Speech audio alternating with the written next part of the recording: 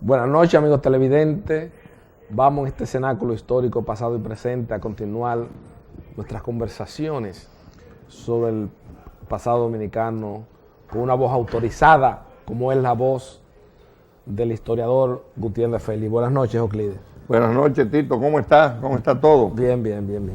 Bueno, estos programas parece que lo ve mucha gente. Yo creo que esta emisora ya tiene alcance nacional, ¿no? Sí. Realmente, porque la cantidad de llamadas que me hacen de todas partes, la gente cuando lo ve, inclusive pidiéndome que hable sobre temas históricos, que no puedo hacerlo así, porque tú tienes tu esquema de lo que estamos desarrollando, que estamos hablando, y el resto, bueno, que lo vea, Pero me alegra y me agrada, desde luego, me halague mi vanidad propia de humano, que le dé seguimiento a este programa. Claro. Euclides, hay un tema fundamental y quizás es la persona más indicada ante el país para hablar sobre esos temas. Y analizamos en la última entrega sobre cómo se ha tergiversado en la apertura y la democracia muchos mitos, se han creado muchos mitos y muchas fábulas sobre la era de Trujillo. Y se hablaba de la vida amorosa, de cómo había sido la vida de Trujillo. Entonces, vemos a dos dominicanos de tanta trascendencia como el profesor Juan Bosch y el doctor Joaquín Balaguer, que han reconocido a Trujillo como el fundador del Estado moderno en la República Dominicana, a pesar de esas diferencias ideológicas. No es casual que sobre Rafael Leonidas Trujillo Molina se hayan escrito tantas biografías. Es el personaje de la historia dominicana sobre el cual se han escrito más biografías y a la vez es el tema central de dos obras fundamentales en la apertura y la democracia, como es Trujillo, un monarca sin corona, que ha producido un profundo escozor en la pequeña burguesía intelectual dominicana, porque junto a la del antiguo compañero de mi extinto padre Francisco Carvajal Martínez, como fue Hampton Wiese Delgado, de la promoción de la Escuela de Derecho del 53, junto a la obra de Hampton Wiese Trujillo, querido, temido y amado por otros, son los libros de más éxito editoriales en la apertura y la democracia. Investido de esos crisoles históricos, ¿cuál es la posición frente al país, frente a esas dos expresiones históricas del profesor Juan Bosch y del doctor Balaguer sobre Rafael Leonidas Trujillo Molina? Mira, Tito, no, él no es el fundador del Estado moderno, él fue el organizador del Estado moderno, creador de la organización de este Estado. Claro, exacto. Es una expresión y su papel histórico, no estoy diciendo que era bueno ni que era malo, fue incorporar el país al siglo XX. Pero el problema histórico del personaje, que es Rafael Leonidas Trujillo Molina, fue la fortuna inmensa que acumuló y que dejó. Exacto. Y que él decía que era del pueblo dominicano. Trujillo nunca lo negó. Y por eso su hijo y su viuda, sus familiares, pero sobre todo el hijo, que era el heredero de Trujillo, le dejó esa fortuna al pueblo dominicano y se fue del país. Claro. No se llevaron mucho dinero de aquí. El que parece que más dinero sacó fue Negro, que dicen que tal vez una fortuna que después llegó a convertirse en cerca de 100 millones de dólares. Exacto.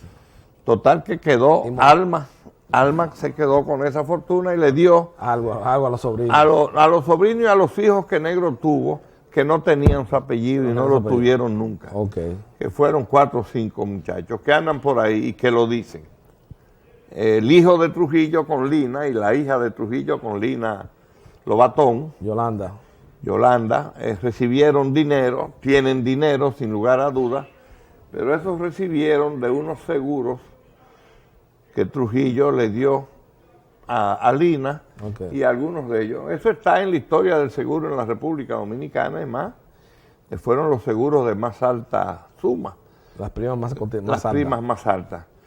Que fueron terminaron siendo 8 o 10 millones de dólares, que era mucho dinero. Para la época. Y todavía lo es. Todavía queda. Y queda unos, creo que 200 millones de dólares que Lina depositó en el Banco de Reserva que no se lo han querido pagar, que no tiene sentido. Ese dinero Claro.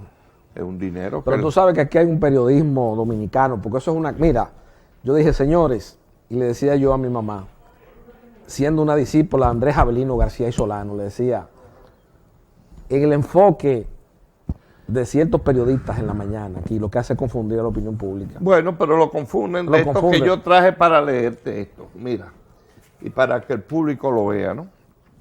Quiero que me enfoque en eso ahí, ¿no? Que yo lo voy a leer Sí. y que haga un close-up, ¿no? De él. Ustedes me avisan. Para que tú veas, esto es una infamia en términos históricos. Una falta de respeto al mismo pueblo dominicano, que es un pueblo valiente, aguerrido. Yo no sé, ya. Bueno, mira lo que dice aquí. República Dominicana, Oficina del Jefe de la Policía Nacional, Palacio de la Policía Nacional, Ciudad Trujillo, DSD. Aviso.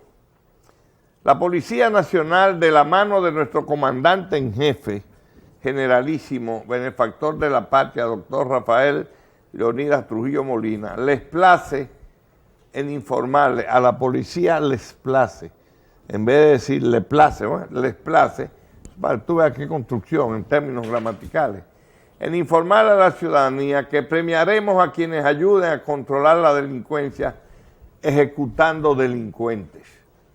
Las tarifas por cada cabeza de delincuente ejecutado será: 1. Violador, 500,000 pesos. RD, 500,000. 2.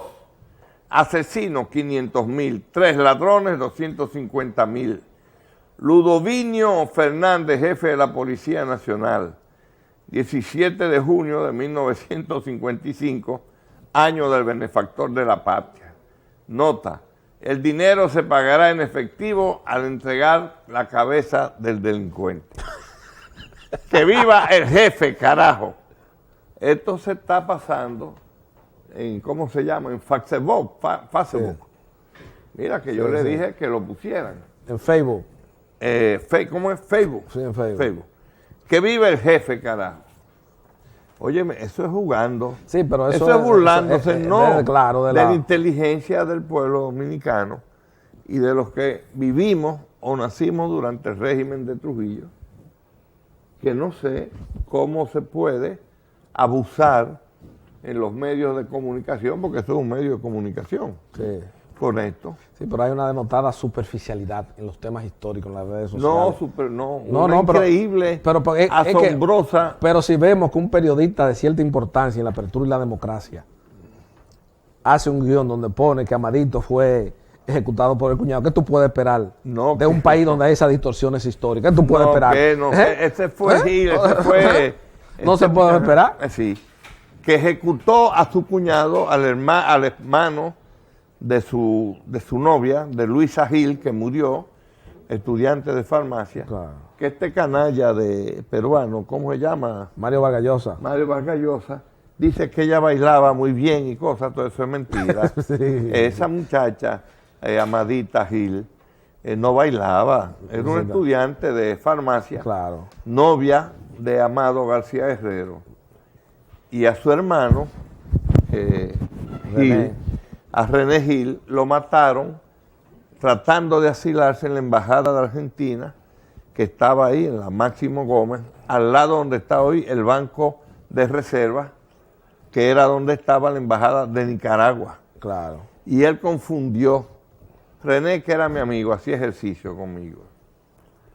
Y me mandó a la familia todas esas fotos de ella, ya casada en sus nupcias con otra persona.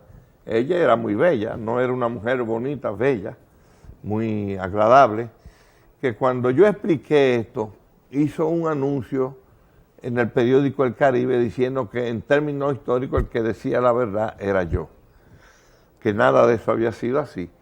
Pero no solamente hacen esa película y la promueven, gente privando en antitrujillistas. Amadito murió en la casa de su tía, ahí en la 30 de marzo, claro. llegando al Leopoldo Navarro. Claro, exacto. Era un hombre valiente, Exacto. jabao, bajito, fuerte, muy discreto, romanense. Sí, mi mamá lo conoció bien. Tu mamá lo conoció, Sí, no, pero hay Amadito. gente que fueron amigos de él y Claro, que lo claro, conocieron lo conoció aquí. bien, Amadito. Miñín Soto, Sí. él era familia de Cundo Gil, Sí, Miñín es de Romana. Miñín de la es romana, de Cundo Gil, que era enemigo antitrujillista, Claro, que llegó a ser presidente del PRD después. claro. Papá Secundino Gil de- Morales. Sí, Secundino Gil Gil. Morales. Papá de Chiche Gil, que no sé hace mucho nombre de mi amigo, que estudió en Francia. Estuvimos allá juntos en Francia cuando yo no podía regresar al país. Pero esto, que vive el jefe, carajo. Pero son disparates, Oh, pero son son disparates. disparates. Por eso cualquier persona que Y tenga el un mínimo sí, de, el sentido- como dice Manei Pellerano, de un mínimo de sentido común y razonabilidad, De razón. sabe que es una distorsión Entonces, histórica, un lo que documento que no pasa es que existió en la toda época. esta gente ha estado, ponen a Amadito bailando con su novia, con el kepi puesto, cuando en términos de reglamento de las Fuerzas Armadas Dominicanas y de otras del mundo, pero de esta aquí, lo primero que hace un militar cuando entra a un recinto es descubrirse y poner la Claro, debajo claro, del brazo eso y es no una- pueden eso es una bailar. ley Y elemental. entonces yo no sé cómo este muchacho inteligente hizo una película sin consultar a la gente en términos históricos. ¿Qué tú opinas? ¿Cómo fue? ¿Tú sabes por qué? Porque en República Dominicana está predominando. Entonces, cuando Euclides o cualquier otra persona hace un juicio histórico serio, apeltado a la historia, porque aquí hay mucha gente que se han inventado muchos mitos y muchas fábulas con la finalidad de pasarle factura al Estado, porque frente a la historia contemporánea nacional, Viriato Fiallo se esclizó y Juan Bosch se ha crecido. ¿Por qué? No, por porque, eso. por eso mismo, porque Por eso. los cívicos se prestaron A en un eso. momento determinado No. para repartirse la fortuna de Trujillo a mucha gente Además, aquí, y eso hay yo que le- decirlo. Yo le advertí a ellos, a los que eran mis amigos, gente importante, comenzando por Antinoe Fiallo, el viejo, Exacto. no el hijo, ni esa gente que anda hablando pendejadas. Sí. Antinoito habla muchos disparates, Sí, sí, sí, muchos disparates. Yo lo quiero mucho. Lo conozco desde que era un niño, yo era amigo de su padre. Yo iba a la casa de Antinoe, Noé, la esquina Hosto, en los altos de lo que era la mueblería Vulcano. Vulcano. Sí. Él vivía arriba, casado con una dama muy distinguida. Antinoe me tenía mucho aprecio. Me distinguió siempre. Él y Pupito, él y Sánchez no tenían buenas relaciones. Había una Eran rivalidad, sí, antagónicos, eran antagónicos. Pero Pupito fue mi maestro político. Claro. Pupito, José Aníbal, tu papá, Papito Sánchez, Luisito del Castillo, toda esa gente eran antitrujillistas, Claro, eran desafectos y Trujillo lo sabía, claro. que eran Víctor Pero Villegas. lo respetaba. No, los respetaba, Los respetaba, porque él porque era sabía. gente de dignidad y de decoro. Bueno, cuando me hizo senador, que la primera vez no, que hablé con él, sino después, cuando yo le dije, es un ofrecimiento que me distingue, usted me da una categoría que yo no tengo, pero yo tengo personas con las que debo hablar antes de aceptar. Ese te nombramiento, exacto. Que usted me haga senador de la República inconstitucionalmente, yo no tenía 25 años. Me dijo, vaya a hablar con sus amigos y venga esta tarde que yo lo espero. Sabía que yo iba a hablar, primero que nadie, con Rafael Augusto Sánchez, que estaba en su casa recluido, que su hijo Guillermo había muerto en la expedición del 14 de junio y Papito estaba preso. Rafael Augusto Sánchez, hijo, Rafael Augusto Sánchez Sanjay. Y yo fui donde Augusto, ¿sabe lo que me dijo Augusto? Ahí en la García Godoy número 1, donde vivía. No tienes más alternativa que aceptar. No puedes echarte a tu edad un enemigo De esa categoría. de la categoría y la agresividad de Trujillo. Claro, una cosa elemental. Tú no le has hecho una carta, tú no le has pedido nada, Nada. si no me lo hubieran publicado 20 veces. Claro. ¿Sabes? Entonces tú estás obligado. Y fui donde Pupito, su sobrino, Rafael Ramón Eli Sánchez, que él crió, que vivía al doblar, ahí en la Josefa Perdomo. Y Pupo me dijo, pero Augusto te dijo que tú no tienes más alternativa.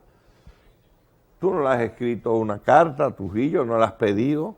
Tú no has sido ni siquiera de la Guardia Universitaria. Si no me hubieran retratado vestido de Guardia Universitaria y cosas, yo nunca fui de la Guardia Universitaria. Y además todo el mundo sabía. Y Enrique Pérez y Pérez, que está vivo, que era teniente del ejército, después llegó a capitán. Creo que cuando mataron a Trujillo era mayor ya. me había dicho hacía años atrás en la universidad, éramos del mismo grupo del curso, estaban los militares, estaba él, César Jerónimo Santorre, aquel que llegó a jefe de la policía, Apolinar, creo que era, bueno, se me fue. Habían varios militares de los sí, como no. Y estaban los Corniel, uno que era después llegó a general, que cuidaba a Radamés. Y Enrique Pérez me dijo a mí un día, ustedes no se dan cuenta, nosotros venimos uniformados, que aquí hay gente que está para oír lo que ustedes dicen y hacen informes. Y Enrique trabajaba con Trujillo, Enrique era de la comisión militar asesora de Trujillo. Sí. Porque Trujillo no fue militar de centro, de mandar cosas, Trujillo era un político. Se vistió de militar para ascender socialmente. Y eso lo demuestra Víctor Medina Benete. Bueno, y lo demuestra Víctor Medina perfectamente. En la sagacidad política de Trujillo, eso entonces, Enrique, que era muy amigo de mis primos, que eran militares, de Papito, Félix Abreu, que era un excelente instructor, el pobre que se convirtió en un alcohólico, que lo heredaba de su padre, de tío Luis, que era mi tío abuelo, oficial del ejército francés, igual que mi abuelo, Emilio Félix, eran hijos de francés. Toda esa gente, estoy hablando disparate, que los hijos de francés, y los norteamericanos lo incorporaron a su policía nacional. A mi abuelo no, porque Emilio se alcoholizó porque perdió la visión del ojo derecho, una esquirla de granada. En Francia, en la guerra, en la Primera Guerra Mundial, los dos pelearon en la Primera Guerra Mundial. Entonces tú lo oyes hablando disparate. De donde Pupo fui donde José Aníbal Sánchez Fernández, íntimo amigo de tu papá. Claro, José Aníbal. Ya tu papá estaba en el exilio. Claro. ¿Y qué me dijo José Aníbal? Lo mismo que me dijo Pupo y que me dijo Rafael Augusto. No tiene que aceptarlo. No puedes echarte un enemigo. Claro, óyeme, es una distinción. Trujillo y es una distinción también, a pesar de lo que dicen aquí, porque yo te voy a decir una cosa. En la apertura y la democracia, esa conducción del Estado, esa visión que tenía Trujillo, frente a la historia, igual que en Venezuela, con Juan Vicente Gómez, en la historia contemporánea venezolana. Y yo le he planteado aquí muchas veces, en un resurgir de Juan Vicente Gómez. Y lo hay ahora. La prueba del éxito del libro tuyo y de Jean Paul Ruiz es eso. Bueno, el resurgir que pero ahora peor. Yo le digo a la gente que está alrededor mío, es el país que está haciendo resurgir a Trujillo en otra dimensión, porque yo no digo que era bueno ni que era malo, he dicho Trujillo era un asesino selectivo, represivo, intolerante. Pero con gran olfato político. No, pero no podía matar a una mujer con un niño de 2 años para robarle una motoneta. No. Eso que pasó en días pasados, o ahorcar, matar a un hombre, ahorcar el nieto que tenía 6 años y tirarlo al río. No. Eso no se podía. Eso no se podía hacer. ¿Sabe? El país estaba sometido, comenzando por los uniformados. Trujillo nunca usó la policía para cometer crímenes políticos, no la necesitaba. Mataba Zarzuela, mataba Ripley, pero mataban ladrones. Y Ludovino Fernández mataba ladrones. Claro. Ese disparate de que la cabeza de... No, pero yo no necesitaban eso. Yo no necesitaban eso. No, disparate. Entonces, yo tenía un control sobre toda la territoria de la República Dominicana. Y hacía esas podas que él hacía, que Balaguer me preguntó a mí cuando fui a decirle lo del libro, ¿no? Que fue que me dijo que ese libro de Crezuela, Trujillo, la trágica aventura del poner personal. Él le dio una entrevista de 6 horas a Crezuela y la grabó. Sí.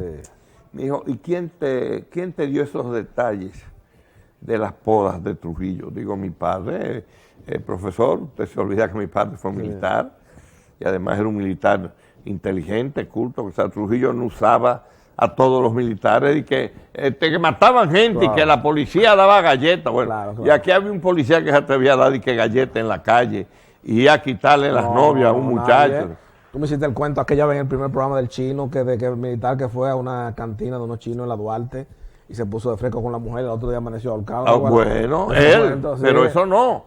Y ahí mismo en la Duarte, frente a Plaza Lama, donde estaba el Coliseo Brugal, que había un colmado, unos chinos viejos, unos pobres, que 2 guardias de la aviación, borrachos, vinieron con una bayoneta, atracaron, obligaron a la mujer a dar el dinero y unas botellas de ron, y un muchacho que trabajaba salió huyendo. Agua. Se fue.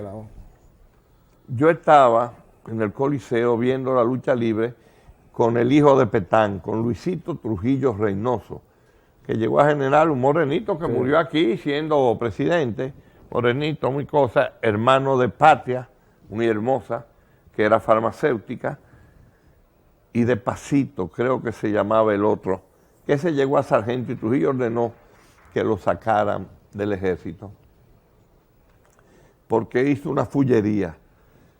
Y mi padre, oficial comandante del Departamento Oeste, con asiento en el Ceibo, recibió una orden escrita de Negro, que era el jefe del ejército, que sacara el hijo de Petán que estaba con él, que era Luisito, que después casó con Teresito Vieda, una de Asua muy bonita. Sí, Teresito Vieda.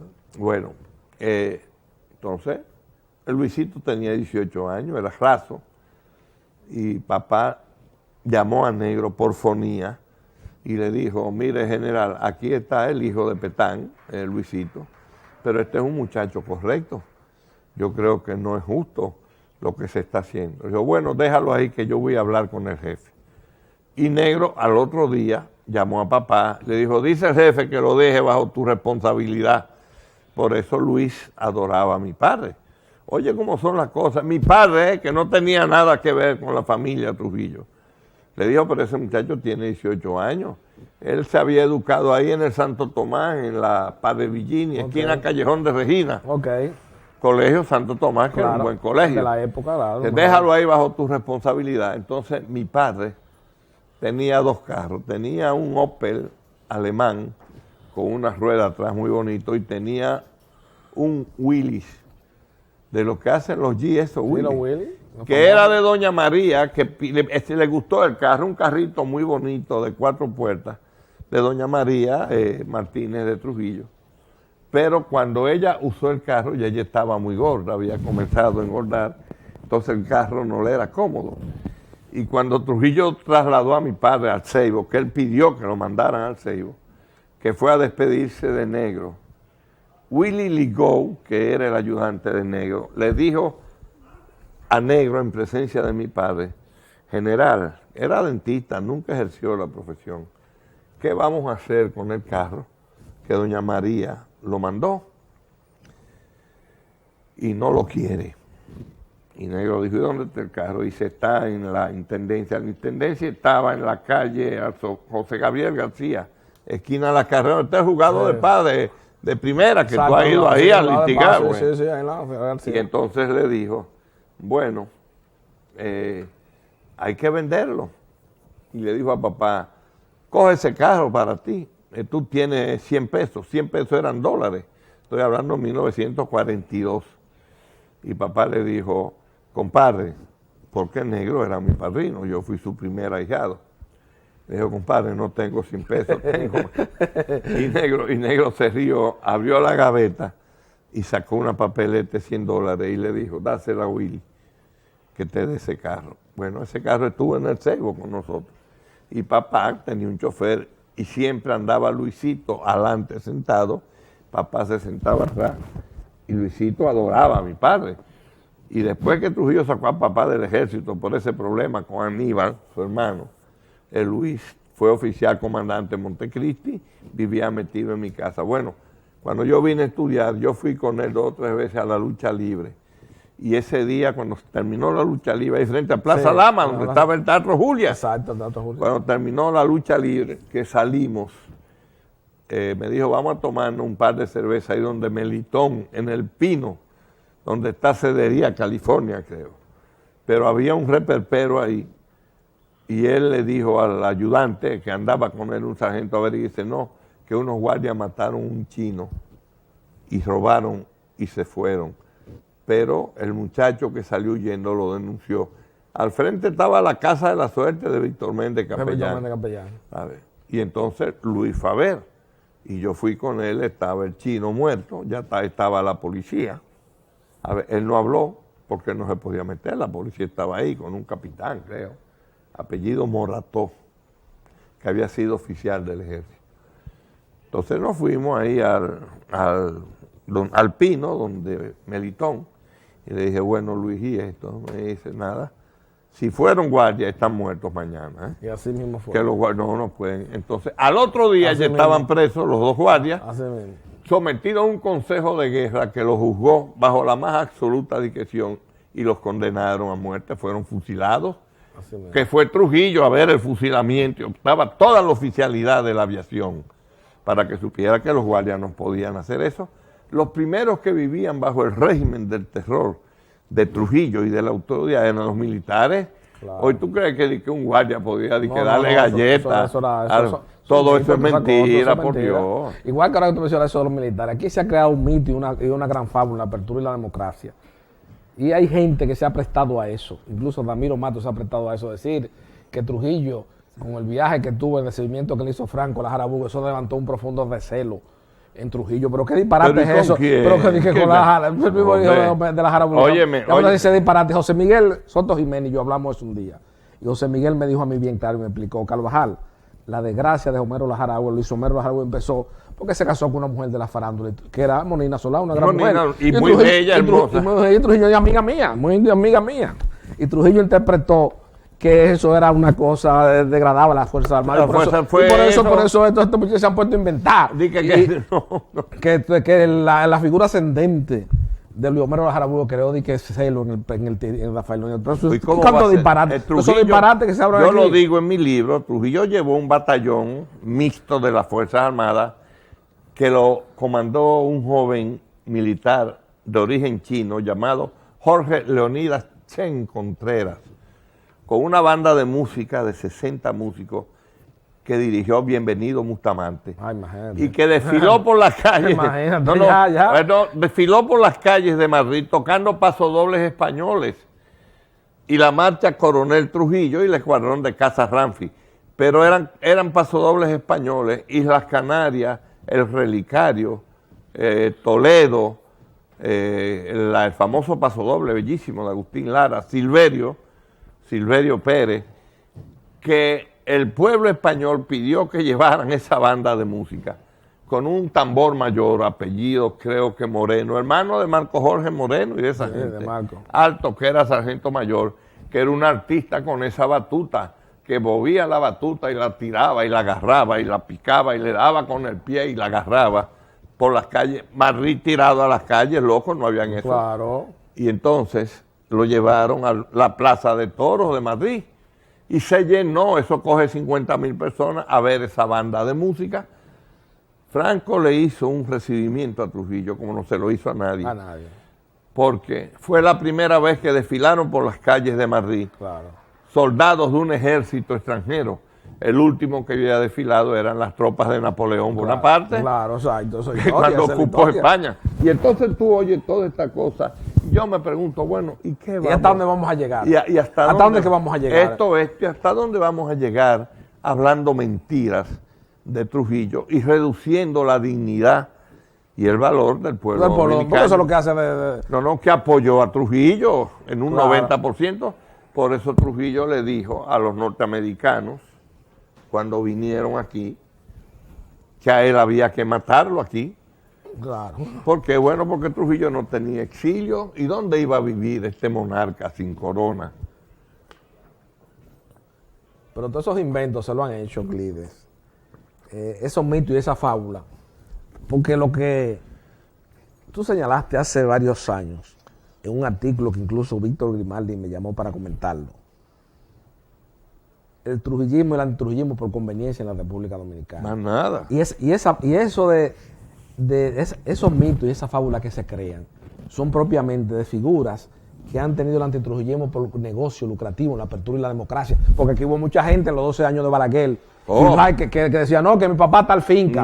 Y hicieron mucho desalojo. Por eso yo he tenido problemas con la fundación del 30 de mayo, por eso. Tú lo sabes. Incluso hubo un reconocido contrabandista de licor aquí, que fue presidiendo la fundación 30 de mayo. 30 de mayo. Donde hemos llegado. Porque este país hay que decirle la cosa a la gente. No, porque el que habla y el que dice las cualidades de Trujillo están. No, señores, es que tenemos que analizar la historia objetivamente. ¿Por qué? Porque esa gente han vivido el antitrujillismo y despojaron mucha gente. Vete a analizar el patrimonio de esa gente a nivel de inmuebles. Tú sabes por qué mi compañero de amigo, compañero de estudios de toda la vida, Ramón Andrés Blanco Fernández. Blanco, sí, claro. Me preso muchas veces. En la 40, mi compañero de oficina, de quien yo fui secretario, compañero de tu padre, Pompilio Bonilla. Cuevas. Bueno, Pompilio Bonilla, Carlino González Batista, Luis de Carlos Bigote. Carlos Bigote. Óyeme, y esos muchachos que yo leí la lista aquí, no le pasaron factura al pueblo dominicano nunca. Óyeme, no solamente ellos, hoy Luis Gómez Pérez. Y esos muchachos, Bonelli, que están vivos. Marquitos Pérez Collado. Marquitos Pérez Collado, que se murió. Los que quedan en Montecristi, Alejandro Peña, Hito Pérez, Ramón Hurtado, Antón Hurtado, Paulino. Todos esos muchachos estuvieron presos. Claro. Y están olvidados. Han conseguido algunos. No, porque lo que han conseguido la preeminencia son esos mismos, esos trujillistas. Porque a mí dijo una muchacha, una que escribió, una hija de una de esos, porque yo una noche aquí dije, no, aquí hay jerarquía en las conspiraciones contra Trujillo. Oh, sí, aquí hay jerarquía. No me venga hablando, que yo respeto mucho, y es verdad que eso fue un hecho trascendente, inició la apertura y la democracia, pero muchos de los 30 años no se puede esconder que fueron grandes beneficiarios materiales de Trujillo. De Trujillo, siempre. Y eso es un hecho no controvertido, bueno. Es un hecho concreto. Entonces esa gente, yo fui a Salcedo invitado por la feria que se hizo en Salcedo, por la familia Mirabal y por la gobernadora de Montecristi para que fuera a explicar lo que era el 14 de junio. Y ahí estaban esa gente, ahí estaba José Daniel Ariza Cabral, enemigo de Trujillo, guerrillero, sobreviviente de Manacla, hijo de José Daniel Ariza, que lo mató Trujillo. Claro, de los lugartenientes de Desiderio Arias. De Desiderio y de todo eso, ¿no? Pero oye, ahí está José Daniel, que es el verdadero testigo de lo que pasó en Manacla, es él. Claro. Aunque habían otros, estaba Chanchano, estaba Marcelo, pero él fue que se negó a entregarse, le dijo a Manolo, no, yo no me entrego. Nos van a matar. Claro. No creas en eso, y así fue. Trujillo llegó a un sitio y cuando vio a José Daniel, que es un hombre de 6 pies, 3 pulgadas, estoy hablando de 50 años atrás, un hombre joven, alto, muy elegante, buen mozo, preguntó, ¿y él quién es? Dice, ese es un ingeniero práctico, que es un gran conocedor de la región y se usa como dirigente aquí en términos banales. ¿Cómo se llama? Le dijeron José Daniel Ariza. Trujillo así, se volteó y lo vio. Dijo, hijo del general Ariza. Dijo, sí, jefe. Y mandó a que lo llamaran. Y le preguntó, ¿cómo se llama usted? José Daniel Ariza Cabral. ¿Usted es ingeniero? Bueno, yo tengo una experiencia práctica en trabajos de carretera. Muy bien, y se fue. No dijo más nada, ¿eh? Y en la cárcel, cuando iban a matar a algunos, que él estaba preso, Horacio Frías le dijo, tengo instrucciones expresas del jefe de sacarlo de aquí y de mandarlo a la Victoria. ¿Tú sabes para qué hizo eso Trujillo? Para no matarlo. Para que preservara la vida. Había matado al papá y no iba a matar al hijo. Claro, claro. Y está ahí vivo, mi amigo íntimo, sobrino de Marino Ariza, de Homero Hernández, que iba a la oficina de Rafael Augusto a hablar con Papito, él, Enriquito Estrada, Manolo González, el gallego, acabar con Trujillo, que a Luis no le gustaba. Me decía, tú vas a oír a esa gente, deja a esa gente y ven a hacer tu trabajo, que yo lo que era secretario. Sí, esa gente conspiró contra Trujillo. José Daniel quedó vivo, se fue a las montañas con Manolo y está vivo todavía y no le ha pasado factura a este país, ni le pasó tu papá factura a este país, que se asiraron a tiro limpio en la Embajada de Brasil, en la Máximo Gómez, esquina Aristide Fiallo Cabral. Mario, tu papá, Nabú Enríquez con su mamá. Altagracia Eloísa Díaz. Hermana de Juan Tomás. Y Modesto Díaz. Y Modesto Díaz. con Juan Miguel Román, Baby Mejía, Coquito Montero, Carlito Taquitúa, Mamellón, Pablito Santos. Pablito Santos. Y entonces, Montero de la Romana que murió. Sí, Coquito Montero, que era el papá era capitán del ejército, y se suicidó. Exacto. Y el hijo, el pobre, cuando iba a la misa de su padre, se mató. Sí, una pena. Era una pena, que era su director de seguro de Banreserva. Sí, entonces, ¿de dónde muy querido en las romanas? ¿Y dónde ha salido toda esta gente hablando tantas mentiras, inventándose tantas cosas, ¿no? Y disminuyendo la categoría y el valor del pueblo dominicano, que yo expliqué aquí, no recuerdo, en otro programa, que yo fui a un programa de televisión que no voy a responsabilizar el autor del programa, que es mi amigo, cuando me dijo, bueno, eso era cuando los hijos de Trujillo iban a los barrios a quitarle las novias a los muchachos. Eso es disparate. ¿Y cuándo tú lo explicaste en el programa anterior? ¿Y quién dijo aquí señor, que Ramfi que iba a los barrios a quitarle? Ramfi, que era un príncipe. Un príncipe que tenía artistas de cine y todo. De cine con King Nova, y que iba a ir a los barrios hombre, eso a quitarle. Entonces eso ha convertido la historia contemporánea dominicana en un desorden. Yo fui distinguido en días pasados, me agradó porque el embajador de Colombia, un almirante de Colombia, de la Armada, que tiene el mismo apellido que Gabriel García Márquez, aquí está aquí, el agregado militar colombiano es un capitán de navío de la Marina de Colombia, y me vio dándole una charla, los antecedentes y la historia, el nacimiento y la historia de la nación dominicana, frente al Estado Mayor dominicano, que había más de 100 oficiales. Y quedó el pobre, digo yo, tan impresionado, que no me merezco eso, que me invitaron a tomarme un café y a dar una conferencia en la Embajada de Colombia, para hablar de los antecedentes de la nación dominicana, su historia y sus relaciones con Colombia. Porque él me dijo, usted dijo cosas ahí que nadie había oído nunca, y en otras partes de América. Usted habla de Enriquillo, un aborigen transculturizado que se rebeló contra los españoles. Digo, no, yo hablo de Caunabo y Mairení, que asaltaron el fuerte de la Navidad y el incendiaron. Bueno, pero terminé hablando de las relaciones de amistad de los peloteros dominicanos en Colombia, de Sonia Alvarado, que fue manager del Filta, de Guayubín Olivo, de Vicente Escarpate, de Grillo B, que murió. Esos murieron en el accidente de aviación del año 48, del avión. Y de la autoridad que tenían, de Pepe Luca, y de el amor que le tenían y la admiración que sentían los colombianos por ellos.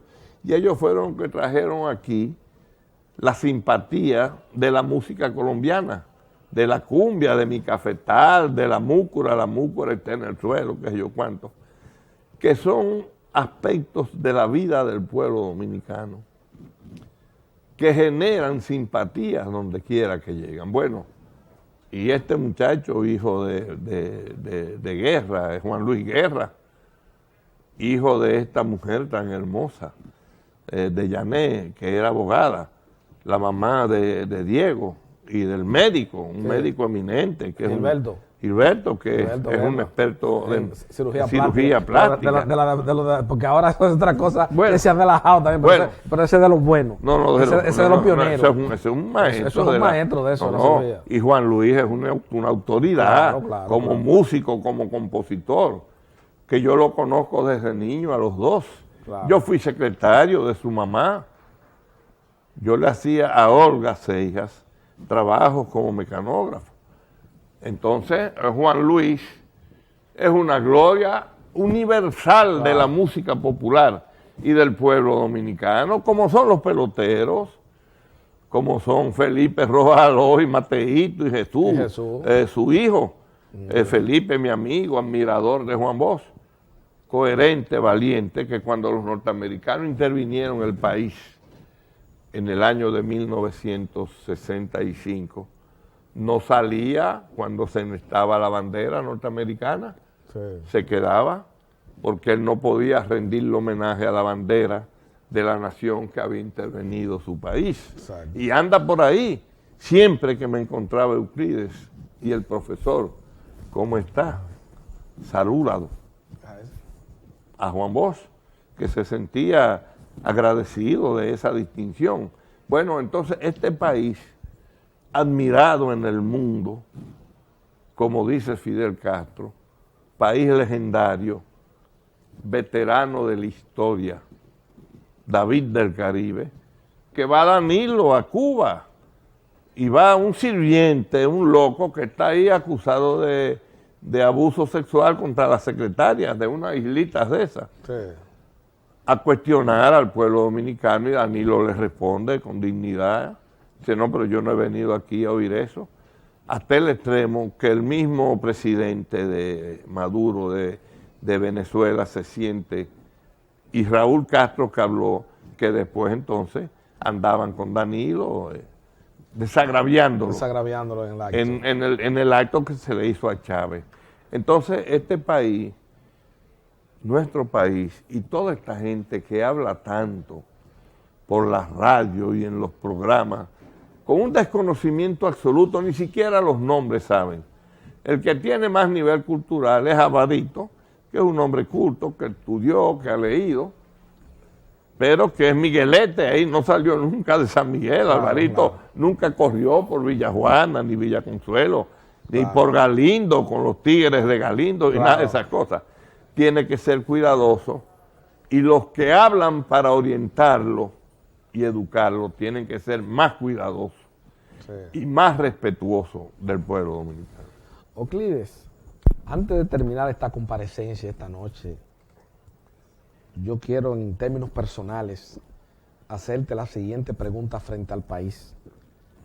¿Qué se siente un historiador, un escritor, un descodificador del pasado dominicano que tiene en su registro, en su cultura vivencial, haber compartido con dominicanos y figuras universales como el doctor Balaguer, el profesor Juan Bosch, Fidel Castro Ruth, Camaño, todas las figuras de la historia dominicana? Bueno, la vida me ha dado esa oportunidad y yo me siento agradecido de que el destino me haya permitido vivir y defender el paso de esas personas por la vida dominicana. Yo conocí a Francisco Alberto Camaño Deñó, personaje que el mundo admiró cuando él tenía 10 años y yo tenía 5 años, que Trujillo ascendió a mi padre a capitán, que era primer teniente comandante en Moca, muy querido por la sociedad mocana, muy respetado, una sociedad difícil, y ahí están los que viven, que saben eso. Había sido oficial comandante en Salcedo y lo trasladó a Santo Domingo en el año 41. Él vino primero y después vinimos a vivir a la Martín Pucci, casi esquina San Juan Bosco, en un chalet muy bonito, un chalecito muy bonito. Tú estabas en la noche de la gente de San Juan Bosco, que me invitaron. Claro. Bueno, ahí conocí yo, ahí estabas con tu mamá, que vivió ahí. Claro. Bueno, yo tenía 5 años de edad y ya en mi memoria, que es una memoria que agradezco a mi padre y a mi madre y al destino que me dio una buena memoria. Nos mudamos ahí al lado de la casa de Mamanela Medina y Papanelo Camaño, los padres de Fausto, los abuelos de Francisco Alberto Camaño Deñó. Ahí conocí yo a Emerson Camaño Deñó, el ovejo, que se suicidó. Jugando a las ruletas rusas. Jugando a las ruletas rusas. Sí. Bueno, pero ahí conocí a Francis, bajito, fuerte, muy agresivo, esos camañitos eran muchachos. Y ahí en la esquina vivía el coronel Flores, casado con doña Fefita Mota, los padres de Felo Flores, mi compadre, abogado conocido, Claro. padrino de mi hijo Ricardo. Claro. Ahí vivía Papi, que era mi Papi Flores. Flores, hermano de ellos. Sí. Y nosotros vivíamos ahí, en esa casa bonita, donde vivía, como dije, los abuelos de Camaño.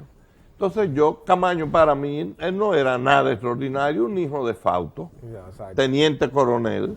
Entonces la oportunidad de la vida, o sea, la vida ha sido generosa, que me permitió conocer estos personajes, que estoy escribiendo un libro que se llama Conversaciones Históricas, que es una idea de Juan Bosch, porque yo quería, ya lo he explicado, hacer al final de ese libro mío, de Trujillo, Monarca sin Corona, mis relaciones con Fidel y hablar de esas cosas, y con Trujillo, y Juan Bosch me dijo que no, Sí.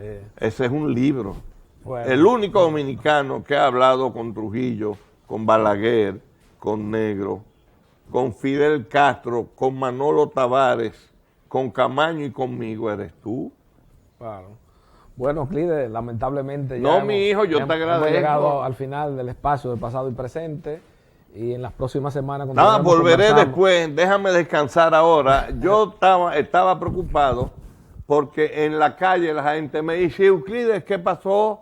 Que falta el último programa. Bueno, pues ya lo con Tito. hicimos. Bueno, ya lo hicimos. Bueno, buenas noches, amigos televidentes.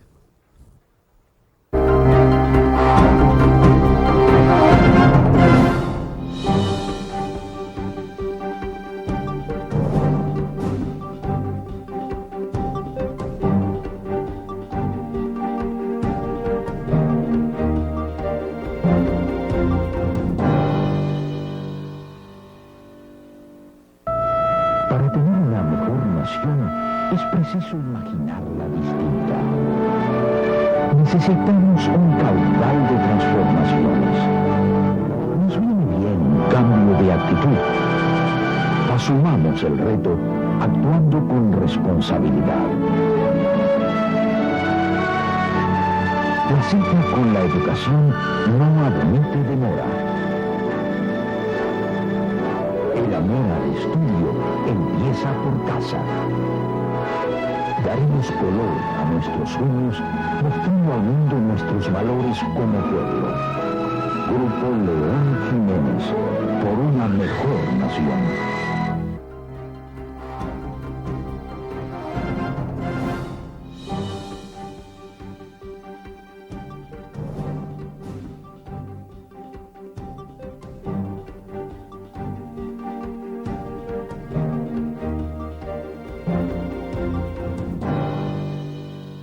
Ya al final de pasado y presente, en el crepúsculo, como dirían los poetas de la generación del 48, como Víctor Villegas, Ramón Cifré Navarro, Lupo Hernández Rueda y mi tío de la vida, Rafael Eduardo Valera Benítez.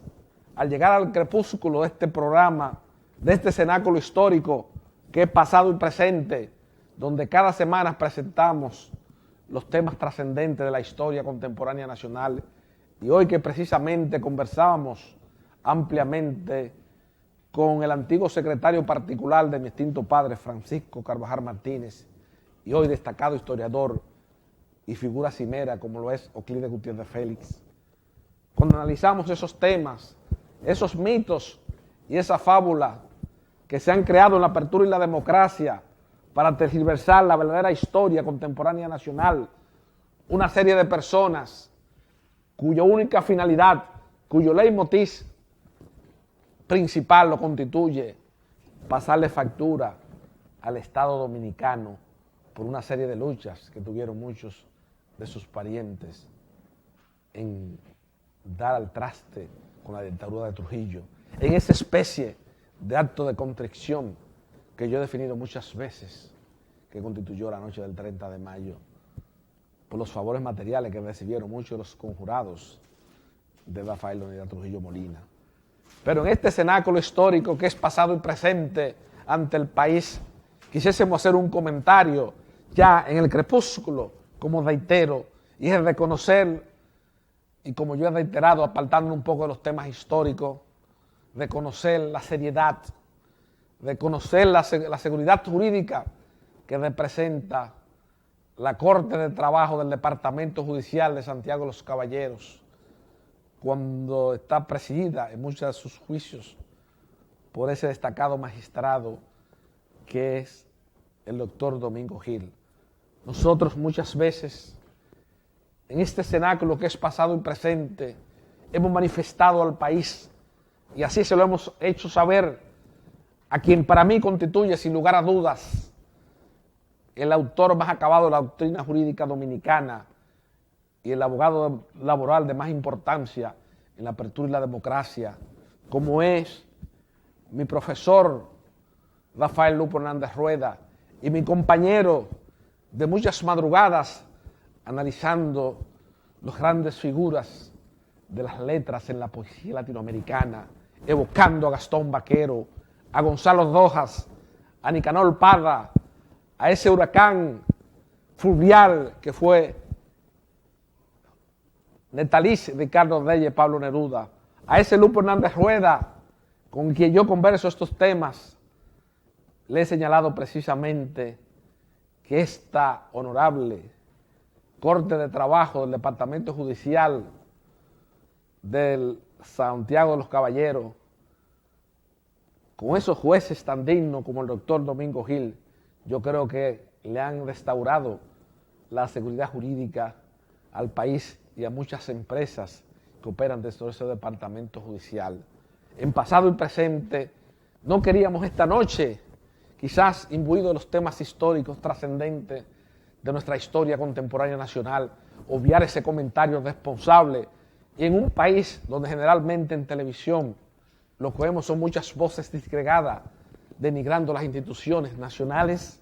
Yo creo que esta noche es un deber de Francisco Carvajal Hijo ante el país de conocer la gran labor que está realizando la Corte de Trabajo del Departamento Judicial de Santiago de los Caballeros, cuando está presidida sus audiencias por ese destacado juez que es el doctor Domingo Gil, un juez diestro, un juez serio, un juez honorable. Yo creo que el país se engrandece y se distingue cuando tenemos jueces de la categoría y la trascendencia de Domingo Gil, porque indudablemente en noches anteriores, y en una de esas noches precisamente que me acompañaba Euclides, como ha sucedido en este comentario, nosotros le señalábamos al país cuál es la gran preocupación que nos embargaba, porque como cada juez de un departamento judicial del país tiene una visión propia, peculiar, de muchos procedimientos instaurados en el Código de Trabajo. Pero yo creo que la Corte de Trabajo del Departamento Judicial de Santiago de los Caballeros, indudablemente que me ha sorprendido la seriedad, la consistencia de estos jueces, y que yo quiero hoy precisamente que la sociedad dominicana, como yo le señalé a Euclides, está a punto de sucumbir por una serie de factores históricos que harían interminable este comentario al final de pasado y presente esta noche frente al país, la sociedad dominicana. Por una serie de factores estamos a punto de sucumbir. Yo creo que esa Corte de Trabajo del Departamento Judicial de Santiago de los Caballeros dignifica y nos pone en la vanguardia de las grandes tradiciones jurídicas de un departamento judicial que dio brillantes abogados, como lo fue el licenciado Federico C. Álvarez, el autor de la ideología política del pueblo dominicano, un abogado de la trascendencia y la importancia de Rafael Luciano Pichardo, quien para mí, sin lugar a duda, constituye, junto a Manei Pellerano Gómez, uno de los especialistas en la rama del derecho civil más consumado que ha tenido la sociedad dominicana. Entonces Santiago tiene jueces de la dignidad y el decoro de un Domingo Gil. Nosotros, al término de pasado y presente, y después de estas conversaciones históricas que hemos sostenido en compañía de Euclides Gutiérrez Félix, queríamos hacerle ese reconocimiento al magistrado Domingo Gil de la Corte de Trabajo del Departamento Judicial de Santiago de los Caballeros, porque hay mucha idea, hay muchos conceptos disímiles sobre el avance o no que ha podido alcanzar el Poder Judicial en la sociedad dominicana en los últimos años, y sobre todo a partir de las reformas implementadas en el año de 1997. Pero yo creo que indudablemente, a pesar de lo que se dice en la justicia laboral en este país, vamos avanzando. Hay una idea, un concepto de que hay que modificar la codificación laboral dominicana y que se tiene un proyecto donde indudablemente hay muchas ideas que no sabemos finalmente qué es lo que va a suceder. Pero yo entiendo, y es el criterio de Francisco Carvajal Hijo esta noche frente al país, al término de pasado y presente, que por una serie de principios constitucionales, como el principio constitucional de no retroceso social, yo creo que indudablemente los derechos adquiridos, los derechos fundamentales que garantiza ese código a los trabajadores dominicanos, por ese principio, por la aplicación, por la extrapolación de ese principio a una codificación especial como son las leyes laborales, yo creo que es imposible que se produzcan reducciones a los derechos adquiridos de los trabajadores, pero sí, y yo le he planteado eso ante el país, le he dicho, lo que tenemos que hacer nosotros, flexibilizar el aspecto del procedimiento del código, flexibilizar el 539, que habla de la consignación del duplo de la suma condenatoria cuando hay una sentencia a favor de un trabajador que tiene que consignarse la suma para evitar la ejecutoriedad de esa sentencia al tercer día de la notificación. Nosotros hemos planteado ante el país que se debe haber una flexibilización del artículo 539. Entonces esa es la reforma que hay que hacerle. Y ese tipo de reforma indudablemente no conlleva la disminución de los derechos adquiridos. Porque plantear una reforma, una flexibilización de las normas laborales, tomando como paradigma, para tomar un ejemplo con un país con las características sociales y económicas similares al nuestro, a pesar del gran desarrollo económico y social que ha adquirido en los últimos años, como la República de Panamá, para plantearse en el esquema actual de la sociedad dominicana una flexibilización de las normas laborales como se hizo en Panamá hace 10 años. Es imposible ahora mismo por ese principio constitucional de no retroceso social. Yo creo que eso nosotros debemos abocarnos si se va a hacer una reforma. Hoy que precisamente esta noche hemos hecho un reconocimiento a la Corte de Trabajo como el Tribunal de Apelación del Departamento Judicial de Santiago de los Caballeros, yo creo que se debe replantear de que se debe flexibilizar, y esa es la opinión de Francisco Carvajal Hijo ante el país, tiene que flexibilizarse la aplicación del 539. Porque cuando se habla, y en algunas ventajas comparativas de que se dice que los costos laborales en República Dominicana son muy elevados, se desviene precisamente de la aplicación de esa norma procesal en el ámbito de un litigio de naturaleza laboral, cuando ha mediado una sentencia condenatoria de un tribunal de primer grado. Entonces yo creo que debe flexibilizarse, porque los embargos temerarios, los embargos que se han hecho por la ejecutoriedad provisional y definitiva que está investida la sentencia laboral del tribunal de primer grado, al tenor de las disposiciones consagradas en el artículo 539, es lo que eleva los costos laborales en la República Dominicana. Yo creo que con una flexibilización de este artículo en el aspecto del procedimiento vamos ganando sin que eso implique una disminución de los derechos adquiridos del trabajador. Pero si se pone usted a armonizar una idea, un concepto de tantas agrupaciones empresariales y sindicales en la ciudad dominicana, hoy día eso es imposible porque se pone a dar muchas opiniones, se busca un consenso, y ese consenso muchas veces no tiene, diríase, no responde a lo que son las prerrogativas, al esquema normativo constitucional que impera en la sociedad dominicana, precisamente frente al principio constitucional del no retroceso social. Yo pido al país, pido sensatez, pido que los interlocutores sociales se aboquen a un diálogo franco, abierto, con transparencia ante el país, para que se produzca una legislación laboral acorde con la realidad social dominicana. Buenas noches, amigos televidentes, y ya, como reitero, al final de pasado y presente, solo me resta darle las gracias al país y a la sociedad dominicana por elegir una vez más Pasado y Presente como su programa favorito, donde se discuten los temas fundamentales, los temas trascendentes de la historia contemporánea nacional y los temas que tienen que ver con la contemporaneidad, partiendo de un concepto o una mística, una filosofía de que el habitat dominicano sea más apto para la vida humana. Buenas noches, amigos televidentes.